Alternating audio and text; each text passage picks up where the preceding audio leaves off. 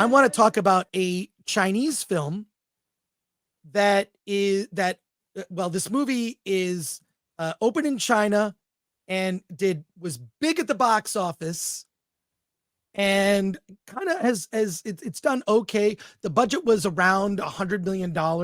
It is the biggest budget movie ever made in China. And it is China's attempt to do a Marvel Cinematic Universe. I am not kidding.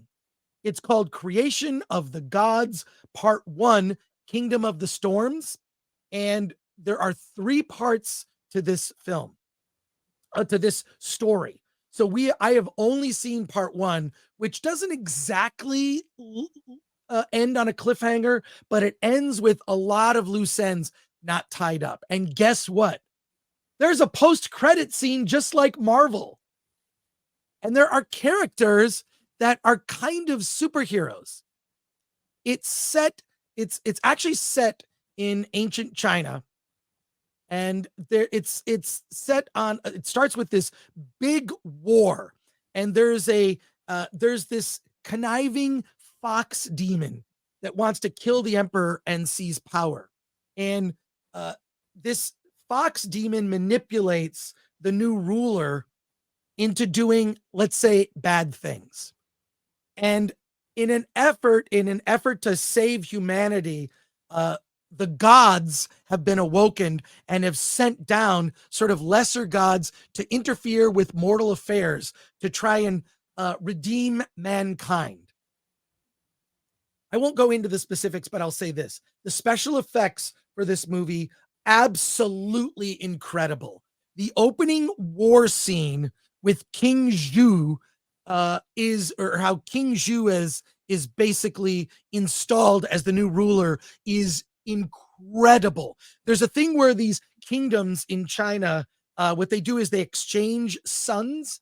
It's a way that you take one of your sons, you exchange it with another ruler, and that son is kept hostage. And the point is that, well, you wouldn't attack another kingdom, because if you did, they have your son as a hostage and can murder that son. So by attacking another kingdom, you are basically sacrificing your own son. This plays into the story, which effectively deals with King Zhu and another warrior that is inspired. His name is God. What is you know what? I can't pronounce any of these names. I'm gonna just butcher it. Chen Kun and Queen Zhang and Jay. I can't. I'm gonna butcher it, and my apologies. The point is that this movie is eye candy. It's Lord of the Rings epic style battles between warring armies and these gods that come down to the earth. Now, these lesser gods, what it reminded me of is kind of like the movie Clash of the Titans.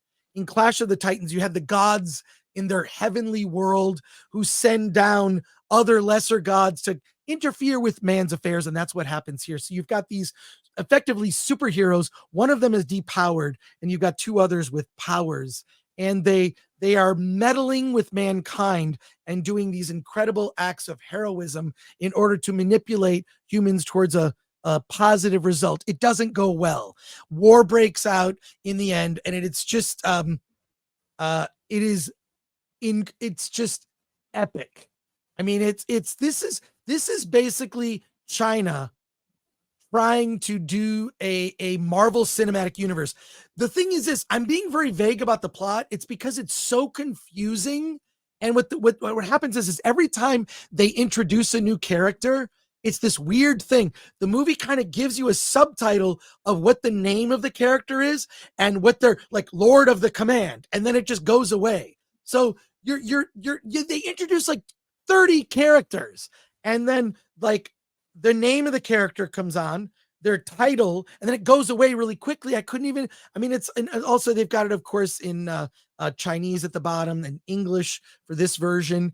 This movie's done apparently very well, but it's part 1 of a 3-part trilogy. Alan, I do recommend this movie just because it's interesting to see.